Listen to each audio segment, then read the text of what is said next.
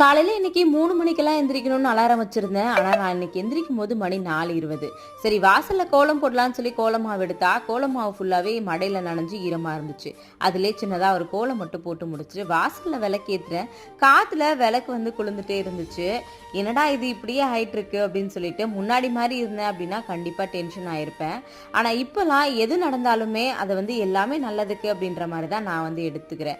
முன்னாடிலாம் 4 மணிக்கு அலாரம் வச்சு 10 நிமிஷம் லேட்டா எந்திரிச்சுட்டேன் அப்படின்னா கூட, ஐயோ லேட் ஆயிடுச்சுன்னு ரொம்ப டென்ஷனா எல்லாத்தையும் பண்ணிட்டே இருப்பேன். ஆனா இப்போலாம் அப்படி கிடையாது. ரொம்ப ரிலாக்ஸா பரவாயில்ல ஒரு 1 ஹவர் தானே லேட் ஆகும். நம்ம இருக்கிற வேலையை கொஞ்சம் சீக்கிரமா முடிச்சிடலாம் அப்படின்னு சொல்லிட்டு ரொம்ப ரிலாக்ஸா என்னோட வேலையை நான் பார்க்குறேன். அதனால என்னோட மைண்டுமே ரொம்ப ரிலாக்ஸா இருக்கு. இதை அடிக்கடி நான் எனக்குமே சொல்லிக்கிற விஷயம் தான். அதுதான் உங்ககிட்டயுமே ஷேர் பண்றேன். உங்களுக்கு ஏதாவது ஒரு விஷயம் லேட் ஆகுது, ஏதாவது செய்ய முடியல அப்படின்னா கண்டிப்பா எல்லாமே நல்லதுக்கு தான். எல்லாமே கரெக்டா நடக்கும்னு நம்புங்க. எல்லாமே நல்லதாவே நடக்கும்.